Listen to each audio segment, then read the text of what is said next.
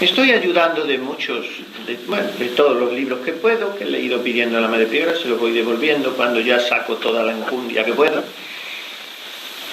Y en esa tesis del padre Bruno Secondín, que es el estudio más completo pues a nivel global, complexivo, que hay sobre nuestra santa, he ido a buscar la Eucaristía, lo que él dedica en esa tesis a la Eucaristía, tesis de 500 páginas, y para mi maravilla, para mi absoluta extrañeza y también decepción, pues veo que dedica a la Eucaristía en esa tesis, que es muy buena, yo no digo que sea mala, es un trabajo muy bien hecho, pero me sorprende esta desproporción. En 500 páginas a la Eucaristía dedica una página. Y esto, la verdad, me ha maravillado. Una página. Es cierto que Magdalena la Eucaristía la vive más que la habla. En sus éxtasis, de una manera explícita, no se refiere con mucha frecuencia a la Eucaristía, pero sí con más frecuencia, y sobre todo en su vida lo traduce con más frecuencia al misterio eucarístico, que como para dedicarle una página entre 500. Pero en fin, esto es lo que tenemos. Es verdad que ella inscribe el misterio eucarístico, digo con relativamente poca explicitación, lo inscribe en el misterio salvífico del Verbo, el Verbo, y por lo tanto la sangre del Verbo, con esa visión teológica que tiene, que le hace decir, el otro día leía yo una frase que considero exagerada, no inexacta, pero un poco apasionada por ser hermano de hábito, de un sabio y un santo muy desconocido, incluso dentro de la orden, me parece, que es el padre Siberta, padre Bartolomé Siberta, que es un teólogo de una categoría extraordinaria, pero además un predicador al alcance del auditorio. Yo he leído un libro, no sé si agotado supongo, pero un sacerdote que ha hecho una tesis muy buena sobre el padre Siberta, la autoconciencia de Cristo, el yo de Cristo en el padre Siberta, un sacerdote catalán muy amigo mío, y es una tesis espléndida, a cuya defensa yo asistí en Roma, y este sacerdote me prestó, creo que fue él, no podía haber venido de otro sitio, no recuerdo ahora, un librito hecho así, una edición casera, de eso que se hace con cuadernillo, de pláticas del padre Siberta a carmelitas, a monjas carmelitas, que lo tendrán por ahí, y que sería un material de estudio en el noviciado, que seguramente ya lo es, porque el padre Siberta posiblemente sea el teólogo más grande que haya tenido la orden carmelita. Con una evidente exageración, él llega a decir que Magdalena de Pazzi es la teóloga más profunda de la Iglesia. Hombre, padre Siberta, usted es un sabio, conoce mucho más que yo la teología, yo soy un enano, un pigmeo a su lado, pero en fin, no nos olvidemos de que en la Iglesia ha existido Agustín de Hipona y Tomás de Aquino y en fin, muchísimos teólogos ya después de Trento, pero no le falta cierta razón en el sentido de que no dice que Magdalena sea la teóloga más grande, que sea la mejor teóloga, sino que dice que es la teóloga más profunda, más profunda. O sea, que Magdalena hace teología sapiencial, teología que va más allá del entendimiento. Cuando yo leo ciertas páginas de esta mujer, mejor dicho, ciertos éxtasis, pues me remiten inevitablemente al Apocalipsis. Magdalena tiene tintes, tiene colorido, tiene música apocalíptica. Y el Apocalipsis es lo más subido de la teología joánica. Juan es el evangelista teólogo por antonomasia, y en su evangelio vuela más alto que todos los demás evangelistas. Por eso su símbolo es el águila. Pero en el Apocalipsis se supera a sí mismo. ¿Por qué? Porque su evangelio más o menos se entiende, aunque todo en su evangelio es más amplio de lo que parece, pero más o menos se entiende. Pero el Apocalipsis no se entiende. Y la teología que no se entiende es la mejor teología. Si comprehendis, non es Deus. Si comprendes, no es Dios, dicen los grandes teólogos. Si lo puedes abarcar, no es Dios. A Dios más se le conoce por lo que no es que por lo que es, dice San Juan de la Cruz. La teología apofática, decían los antiguos, la teología negativa, la teología que niega. Dios no es esto, no es lo otro, no es lo otro. Entonces, ¿qué es? Bueno, llegamos a lo que es por lo que no es. Esta, en definitiva, es la teología patrística, la teología sapiencial y la teología apocalíptica de Juan, en la que nos perdemos. ¿Cuántos comentarios se han hecho del Apocalipsis? Y al final todos son aproximativos. ¿Pero qué es lo que quiere decir Juan en el Apocalipsis? Pues que Dios es el total literaliter, el totalmente otra cosa. En ese sentido, Magdalena es una teóloga de una profundidad abisal. Y en este sentido, el padre Siberta, si es que lo dice así, habría que leer su cita exacta, porque lo he visto en el padre Melús, y el padre Melús es el padre Melús. Yo he conocido a los 4 hermanos, su hermano don Justo fue mi director espiritual en el seminario, lo quise muchísimo y me quiso muchísimo. Y era un santito. Y el padre Melús yo también lo he tratado telefónicamente, no lo conozco personalmente, pero mis primeros años de sacerdote lo traté mucho telefónicamente y conseguí que hiciera, entre su producción ingente, no tenía un devocionario josefino, y yo le insté a que lo hiciera. Hizo un devocionario josefino y puso en el prólogo que era por mí, porque un joven sacerdote lo había hecho. En fin, que lo conozco mucho y los hermanos Melús son muy pintorescos todos y muy santos, pero muy a su aire. Y entonces yo no sé si eso será así como lo dice el padre Melús, pero si es así es una afirmación atrevida que sea Magdalena la teóloga más profunda de la Iglesia. Ahora, que es de una profundidad asombrosa, esto sí lo suscribo. Que te asomas a ella y sientes vértigo, pues sí lo suscribo. Que no es teóloga eucarística, es verdad. Que es teóloga pasionista, también es verdad. O sea, me estoy aventurando a hacer una serie de afirmaciones un poco científicas aquí, científicas de andar por casa. Pero es verdad que en ella no se puede estructurar una teología eucarística porque no da elementos como para ello, pero en su vida sí. Y hay un dato fundamental, hay un dato por el que hay que empezar, que es que entra Carmelita, no por la Virgen, como muchas carmelitas entran, por ser el Carmelo la orden de la Virgen. Esto lo descubre después o al mismo tiempo, pero se decanta por el monasterio de San Frigidiano, estaba en el barrio de San Frigidiano, el monasterio de Santa María de los Ángeles de Florencia, porque se comulgaba todos los días, cosa que no se hacía entonces en ningún monasterio. Se comulgaba todos los días. Y ella ya tenía esa licencia de su confesor para una comunión, si no diaria, muy frecuente, porque ella se había dirigido desde niña con lo más avanzado, en el buen sentido de la palabra, porque solemos decir, ese sacerdote es muy avanzado cuando es un modernista. No muy avanzado, muy atrasado. El avanzado es avanzado en la verdad. Ese convento es muy avanzado. Es avanzado porque ha quitado las rejas y los hábitos y porque ha quitado todas las tradiciones. No es avanzado, eso es un atraso. El avanzado es el santo. Ese es el avanzado. Y por eso entonces los avanzados eran los jesuitas, porque impulsaban a las almas a la santidad con una dirección espiritual muy novedosa dentro de la tradición, pero novedosa. Y entonces sus confesores son jesuitas. Y los jesuitas son los que se oponen a la corriente naciente por entonces de la herejía jansenista en Francia, que salpicará toda Europa.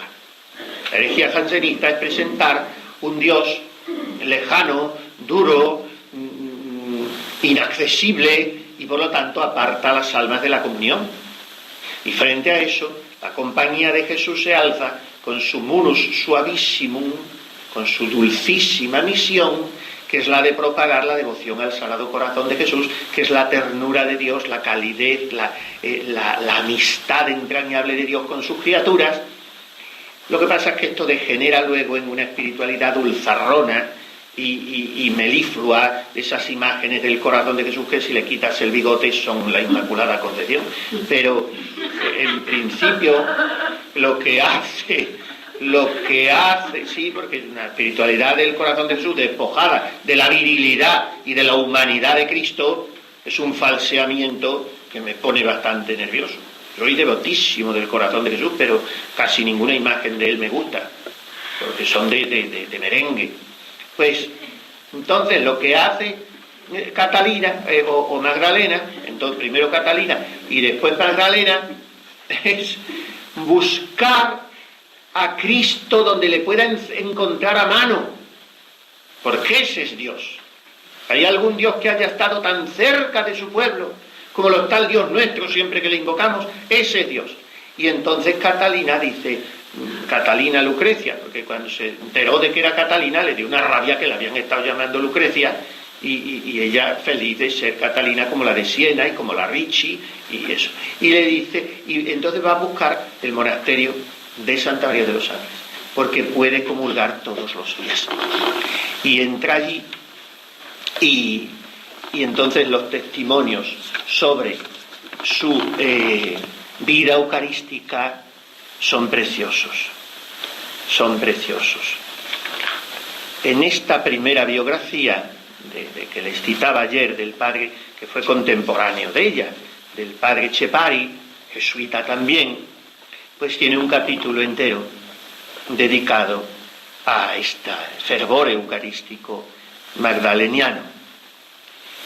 Y dice que, claro, hay que recordar, es que nosotros hemos venido al mundo en una época en que todos son facilidades, y así salimos de flojos, y así salimos de inconsistentes, de frágiles, con fecha de caducidad para todo. Se cansan de todo la gente, hay miedo de criar a las novicias en condiciones con mano dura porque de todo se asustan, de todo lloran. Claro, es que estamos criados con pasta flora, con maicena, y así no se crían ni monjas, ni cristianos, ni madres de familia, ni trabajadores, nadie vale para nada. Pero nuestras abuelas, si querían comulgar, tenían que estar desde la noche antes sin probar una gota de agua. Y así comulgaba la gente, y había mucha más gente de comunión diaria, seria, en condiciones. Ahora luego el Pío XII dejó 3 horas. Y luego ya 1 hora. Pero si 1 hora es lo que dura la misa. Si te estás tomando el café y entras a misa y puedes comulgar y sometes a las especies eucarísticas a un baño de café con leche, porque no hay ya ayuno eucarístico. Y antes pues era eso, el ayuno eucarístico, el ayuno en muchas ocasiones, sobre todo en Cuaresma también, del uso conyugal en los matrimonios. O sea, era una seriedad de vida para comulgar, aparte de que se exigía una pureza de conciencia. Con pureza de conciencia dignamente preparado, recibirás con frecuencia a Jesús sacramentado. Esa pureza de conciencia era la confesión semanal o quincenal, como muy tarde. Ahora la gente te viene a confesar, es espantoso. La falta de formación y la cantidad tremenda de comuniones sacrílegas, tranquilamente. Te viene la gente a confesar. Buenos días. No, mire usted, Ave María Purísima. Ya empiezan mal. Ave María Purísima. Mire, no sé qué decirle. Bueno, lo primero, ¿cuánto tiempo hace que se confesó usted? Eso para empezar. Porque claro, no es lo mismo si usted lleva una semana que si lleva 20 años. Para el confesor cambia mucho la cosa. No sé, no me acuerdo, hace ya bastante, pero bueno, bastante, 1 año o más de 1 año, porque si hace más de 1 año es pecado mortal que trae usted de estar más de 1 año sin confesar. O sea, eso no saben nada. Y no sé si hace 1, si hace 2, bien. Pero vamos, no tengo pecados, no está mal. Ya tiene usted el primero, que es el de mentiroso, porque el que dice que no tiene pecado es mentiroso, dice San Juan. Ya tiene usted el primero. Y el segundo, que lleva más de 1 año sin confesar, ya tiene usted el segundo. ¿Ha ido usted a misa estos domingos? Bueno, algunos. Sí, bastante, algunos. Ah, bien. ¿Y no habrá usted comulgado? Pues sí, he comulgado tranquilamente. Es una cosa que me quedo aterrado. Lo peor es que ni pecarán, pobrecitos, porque como no lo saben, ni pecarán. Pero se acerca la gente a comulgar como el que va, reparten caramelos. Reparten caramelos. Ya así, con la mano, cogen la mano. Yo ya pongo la bandeja a todo el mundo para que se la tengan que pasar de uno en otro. No ponga la mano, porque van las partículas al suelo. Es un horror. Y o sea, hay una falta total de valoración del misterio eucarístico. Pero ¿qué es Dios? Dios está aquí. Venid, adoradores. Dios está aquí. Si piensas eso. Ustedes tienen puesto ahí un azulejo que el otro día se quedó la cortina abierta y lo vi desde aquí. La tierra que pisas es santa.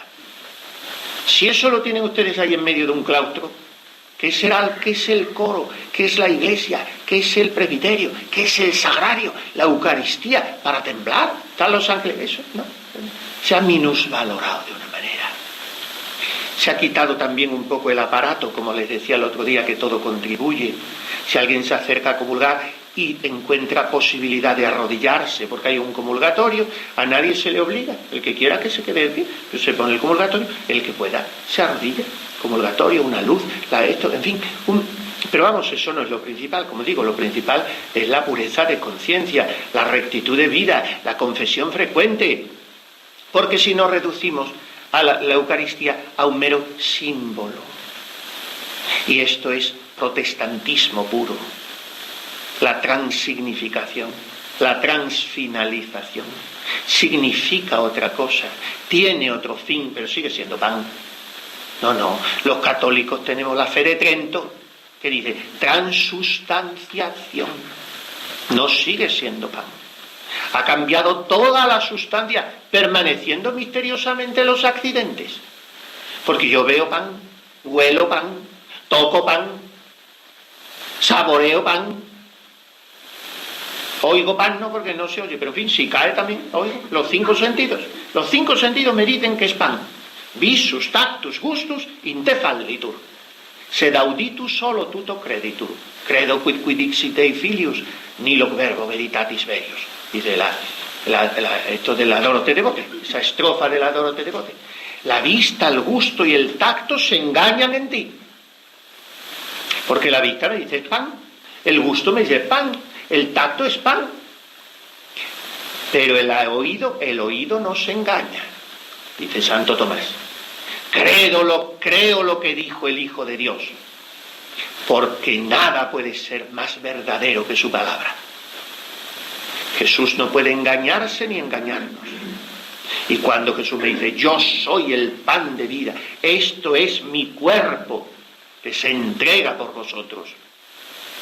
Ahora si yo digo, bueno, es un signo, entonces ante el sagrario no se hacen genuflexiones ya, no se hace, cada vez menos.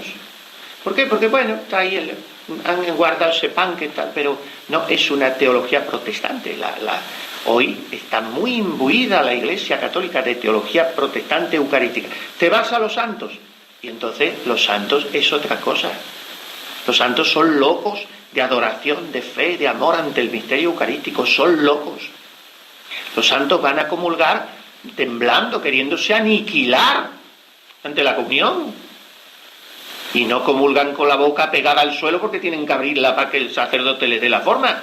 Pero comulgan de rodillas, comulgan temblando y sobre todo aniquilándose interiormente de humildad y de confusión ante esa dignación infinita del Hijo de Dios que se hace alimento nuestro.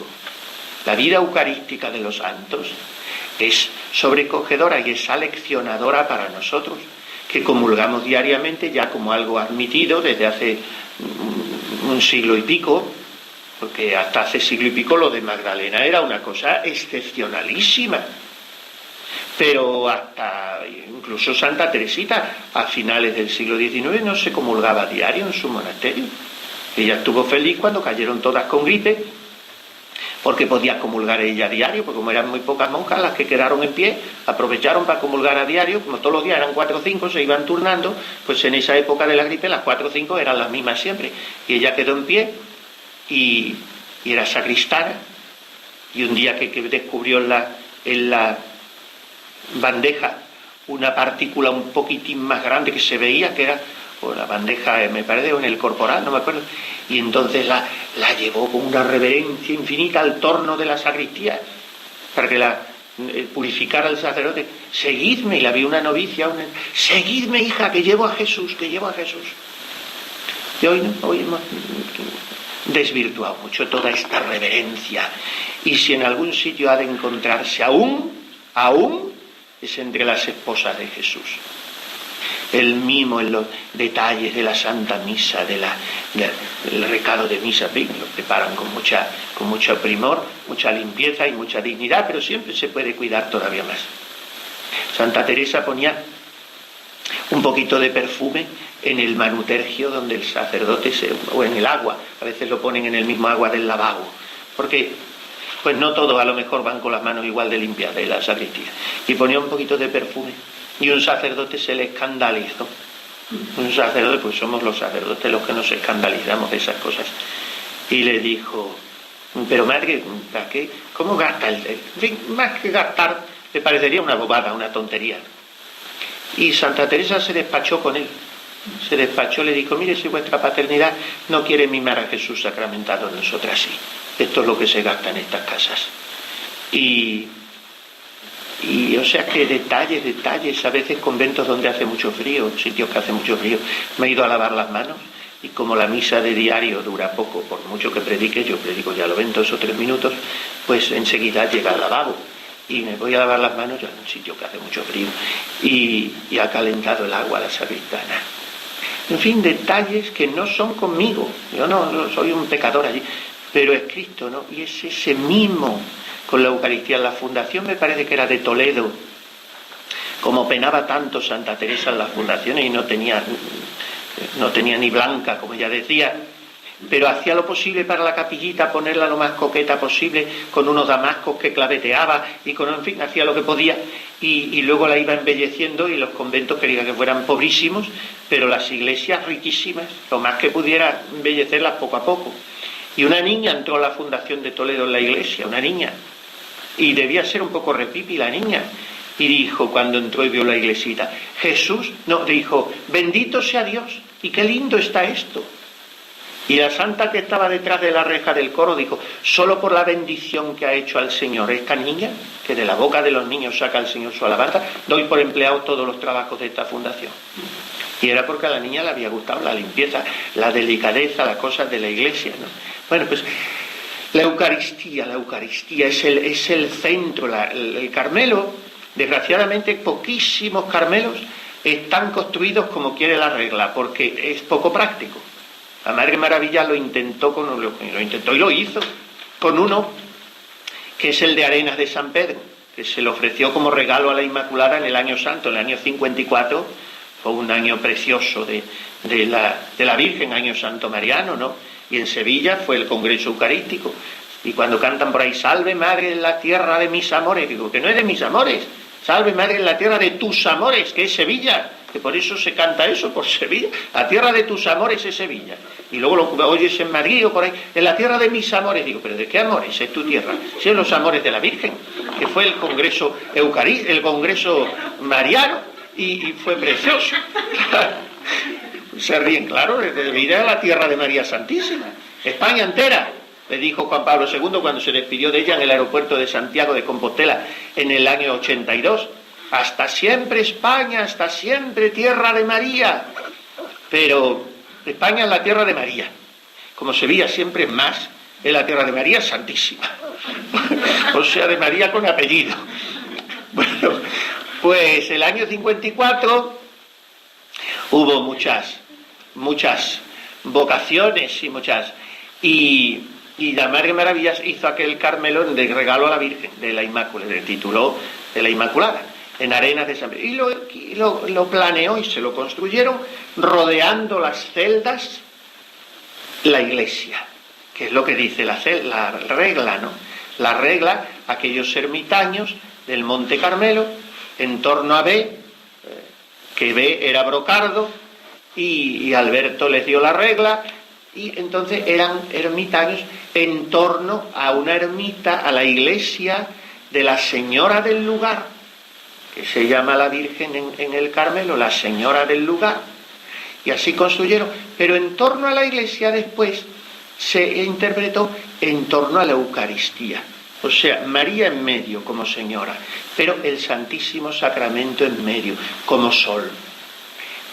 Había algunas instrucciones de novicios antiguas, el padre, me parece que era Juan de Jesús María Aravalles, de los Descalzos, que decía: el novicio, cuando esté en su celda, esté en cualquier sitio del convento, o incluso para dormir, un poco forzado, no hay que agobiarse con estas cosas, pero en fin, para dormir, o cuando se vuelva a orar, procure orientarse a donde esté el sagrario, orientar la cara a donde esté el sagrario.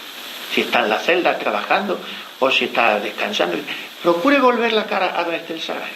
Tocan al ángelus, tocan a lo que sea, hay que rezar. ¿Dónde está el sagrario? Y te vuelves al sagrario. No se vuelven los musulmanes a la Meca y en mentira. Si nosotros tenemos al Dios de verdad, vamos a volvernos al sagrario. Bueno, pues así vivía Magdalena. Así vivía. Tenía enfermedades múltiples y guardaba el ayuno eucarístico por la ilusión de comulgar. Incluso eran comuniones de las que decían, como a nosotros nos pasa tantas veces, ¿no?, que no recibía ningún consuelo sensible, pero que Jesús le proporcionaba paz y serenidad a su corazón. Experimento una notable diferencia entre los medicamentos y la comunión. Cuando tomo estos remedios sin comulgar, el hambre de mi alma hace desfallecer mi cuerpo. Por el contrario, cuando comulgo, este pan celestial me da fuerzas y valor para soportar las molestias y dolores de la enfermedad. Santa Teresa también lo dice en el Camino de Perfección. ¿Pensáis que no es mantenimiento este pan celestial y remedio aún para nuestros males corporales? Y ella a veces se levantaba hecha un novillo, la pobre, y Santa Teresa padecía de todas las enfermedades posibles también, y se levantaba hecha un 8, por lo que por la 10ª parte de lo que tenía Santa Teresa, muchas monjas se quedarían en la cama, y se quedan, y traerían frita a la pobre priora para que la tuviera de médico en médico, por la 10ª parte de lo que tenía Santa Teresa. Fui una vez yo con un obispo a un convento de clausura, y era de su jurisdicción, y le dijo el obispo: ¿cuántos salen ustedes de la clausura? Qué poquito guarda la clausura.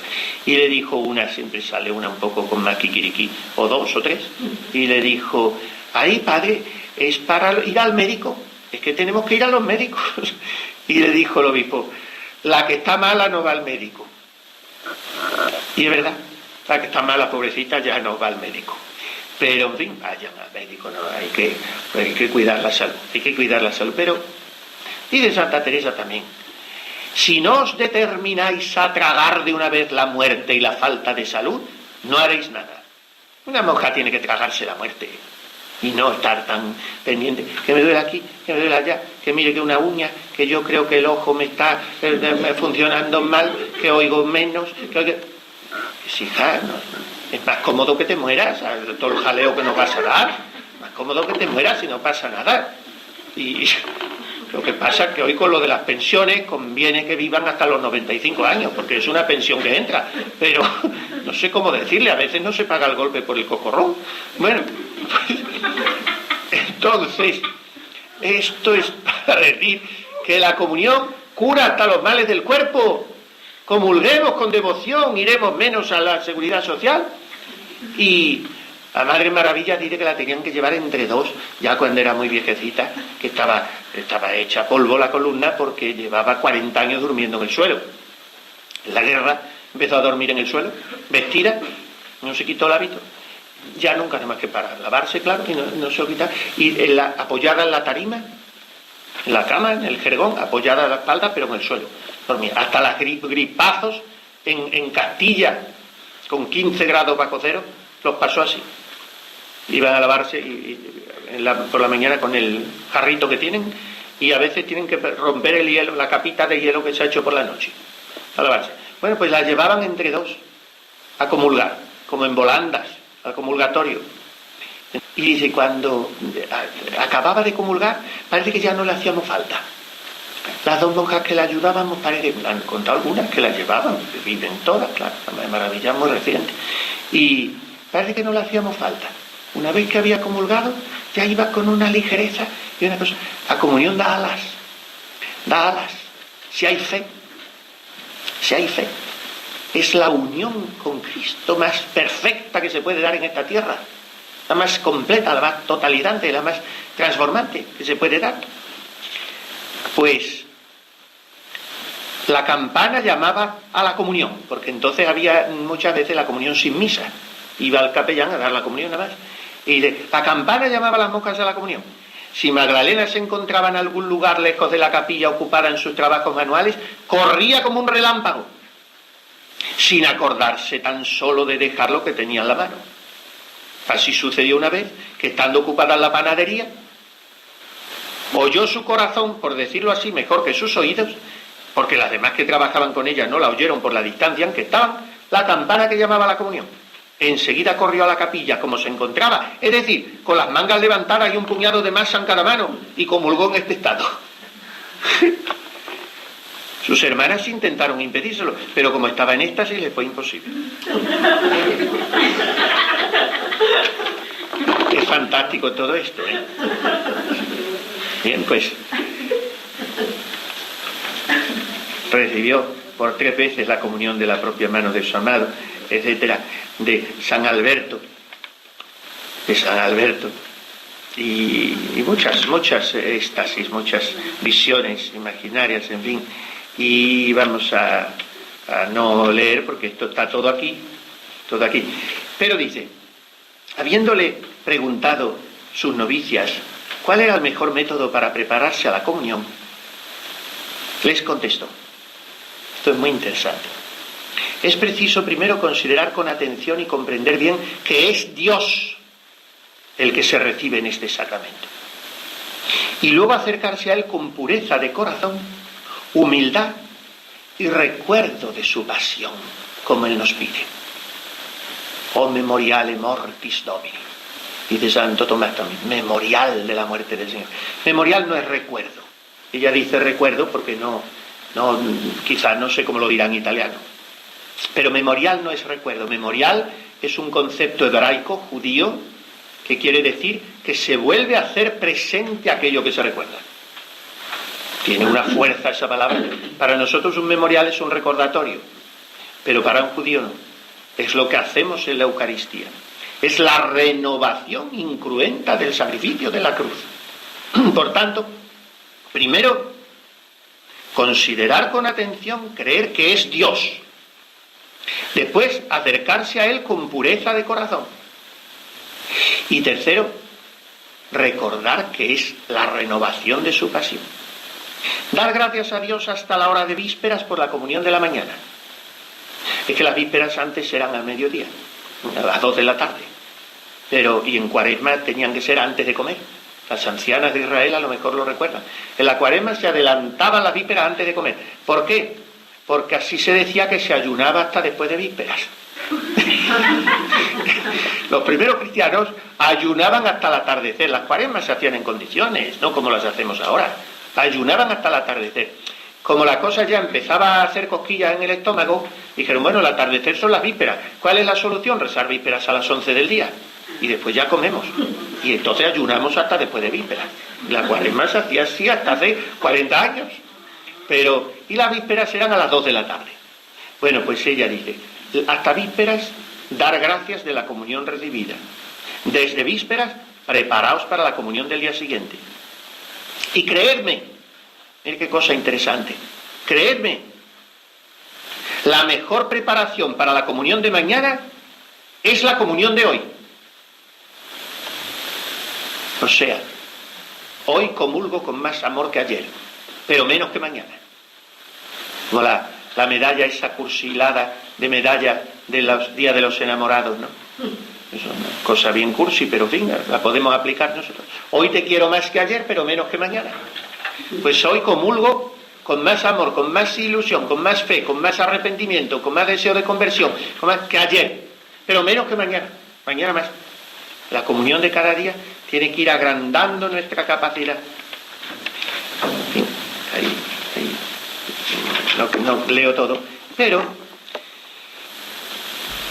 quiero decir que para ella el Santísimo Sacramento, para Magdalena, profunda teóloga, como hemos dicho, es un compendio de amor. O sea, todo el amor de Dios está resumido, está, iba a decir reducido, pero no, eso, compendiado en el Santísimo Sacramento. ¿Y cuál es ese compendio del amor de Dios? Pues que toda la vida, toda la pasión, toda la muerte de Cristo resucitado están metidas en el Santísimo Sacramento. Ahí encuentro yo su encarnación, ahí encuentro el dinamismo vivificador de su sangre, ahí encuentro el amor oblativo sacerdotal redentor de su pasión, y ahí encuentro la vida eterna de su resurrección. Por eso la misa para Magdalena es un ministerio de sangre que el sacerdote cumple. ¿Qué significa ministerio? Minister es el mínimo, el menor. Ministerio es el que sirve haciéndose el menor. ¿Qué es la misa? El servicio de la sangre de Cristo a través del sacerdote. O sea que yo voy a perdone la comparación que es muy grosera, pero yo voy a un restaurante, a una cafetería y pido un café, un refresco, me lo sirve el camarero. Pues a misa yo voy en ese plan, a que el sacerdote, camarero o mesero, como dicen en América, de los misterios de Cristo, me traiga su sangre y me la sirva. En la misa Jesús se le muestra a Magdalena muchas veces con sus llagas abiertas. Vamos, aunque me alargue ya un poquitín, como siempre, a ver algo de los 40 días de las experiencias místicas de Magdalena sobre la Eucaristía en los 40 días. Un hombre hizo un gran banquete, que ya medita esta parábola en Lucas 14:16. Me pareció comprender que aquello era fruto del ardentísimo amor de Dios a sus criaturas. Y se refiere ese gran banquete a dos clases de personas, los seglares y los religiosos, todas llamadas a la mesa del Santísimo Sacramento. Los primeros, los seglares, rehúsan la invitación a ese banquete porque han comprado una granja, como dice el Evangelio. ¿Por qué? Porque están pensando solo en las cosas del siglo, del mundo. Hoy no saben lo que es siglo. Yo me llamo Sor Fulanita, y le dijo una novicia, y le dije yo, ¿y en el siglo? ¿Cómo se llama usted en el siglo? Y dice, no, si yo soy de este siglo. ¿De qué siglo? Dice usted, el siglo es el mundo. ¿Cómo se llamaba antes de entrar? Pero ¿cómo saben esos vocabularios? ¿Cómo se llamaba en el siglo? ¿En qué siglo, padre? ¿De este siglo? ¡El mundo! Bueno, pues... Pero claro, algunas te dicen, no, si es que en el mundo todavía estoy, no he salido de él. No, pues tenía usted que haber salido ya, ¿eh? Bueno, pues los seglares, de ahí viene seglar de siglo, y secular, sacerdote secular, el que está en el siglo. Yo estoy en el mundo, en el siglo, y el sacerdote regular es el que sigue una regla. No porque sea regular, eso es otra cosa. Pero, o sea, el clero regular y el clero secular. Bueno, pues los que están en el siglo, como están enredados en las cosas del siglo, han comprado una granja y rehúsan el banquete. Y al Señor, que lo ha preparado con tanta ilusión, le dice, no, cómetelo tú, que yo estoy en otras cosas.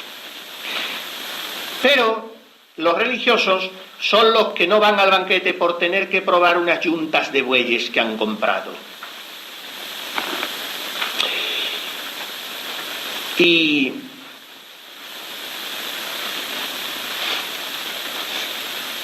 los que, también hay religiosos, dice ella, que han comprado una granja, son los que siempre quieren hacer su voluntad y no observan el voto de obediencia. Los que han comprado los bueyes son los que no guardan sus 5 sentidos. Los que han tomado esposa son los religiosos que han tomado la propiedad y no observan la pobreza. En fin, que tantos rehusamos el banquete eucarístico por no tener la conciencia pura. Eso dice en esa meditación. Después, en el día 12 de junio, dice que las delicias de Dios son estar con los hombres. Ese versículo precioso, Proverbios 8:31, ¿no? Mis delicias son estar con los hijos de los hombres. Pues el placer de Dios es estar con los hijos de los hombres en la Eucaristía.